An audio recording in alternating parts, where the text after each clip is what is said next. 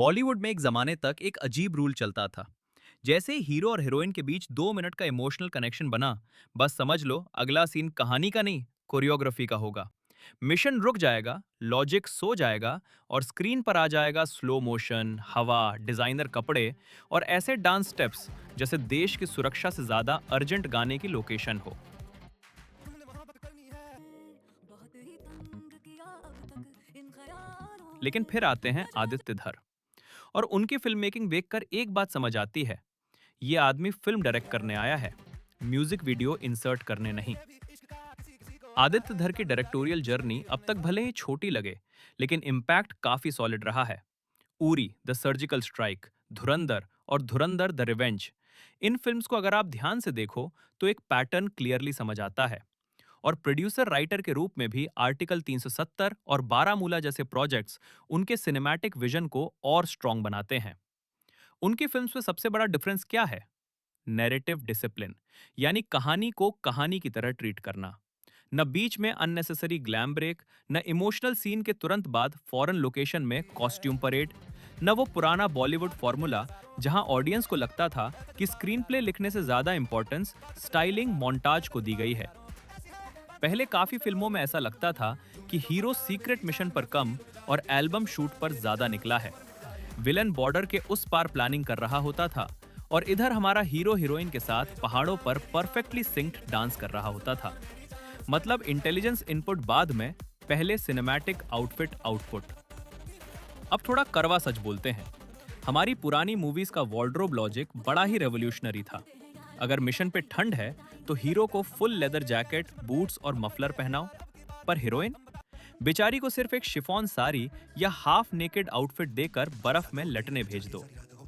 आदित्य धर ने इस ऑब्जेक्टिफिकेशन बेस्ड मार्केटिंग को कचरे के डब्बे में फेंक दिया है। उनके सिनेमा में एक्ट्रेसेस ग्लैमर कोटा भरने के लिए नहीं होती, वो प्रोफेशनल्स होती हैं, सोल्जर्स होती हैं। धुरंधर हो या उरी, वहां फीमेल कैरेक्टर्स मिशन डिस्कस करते हैं, बीच वेयर में थुमके नहीं लगाते। धर साहब को शायद पता ही नहीं कि ऑडियंस को पेट्रियटिज्म के साथ स्किन शो की रिश्वत देने की जरूरत नहीं होती अगर स्क्रिप्ट में दम हो। इसी वजह से उनकी फिल्म ज्यादा ग्राउंडेड लगती हैं। आप स्टोरी में इन्वेस्ट करते हो क्योंकि आपको फील होता है कि स्क्रीन प्ले को अपनी वैल्यू पता है। टेंशन बिल्ड होती है तो उससे गाने के थ्रू डाइल्यूट नहीं किया जाता। इमोशन आता है तो उसे कोरियोग्राफ करके डिस्ट्रैक्ट नहीं किया जाता। और एक्शन आता है तो उसके पीछे प्लानिंग और कॉन्टेक्स्ट होता है। और धुरंधर में एक और इंपॉर्टेंट चीज दिखाई देती है, आदित्य धर हर एक्टर को परफॉर्म करने की स्पेस देते हैं।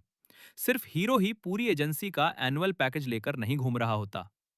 पुरानी स्पाई फिल्म्स में तो लगता था कि पूरा देश, पूरा सिस्टम, पूरी इंटेलिजेंस मशीनरी एक ही आदमी के शोल्डर्स और सिक्स पैक पर डिपेंडेंट है। बाकी सब लोग बस ब्रीफिंग रूम फिल करने के लिए खड़े होते थे। लेकिन धर के सिनेमा में टीम टीम लगती है, कैरेक्टर्स कंट्रीब्यूट करते हैं, प्लानिंग दिखती है, एग्जीक्यूशन बिलीवेबल लगता है। मिशन एक इंसान का ईगो ट्रिप नहीं लगता, एक कोऑर्डिनेटेड एफर्ट लगता है। सिंपल बात यह है, आदित्य धर उन फिल्म मेकर्स में से लगते हैं जो ऑडियंस को सिर्फ स्पेक्टिकल नहीं, स्ट्रक्चर भी देना चाहते हैं।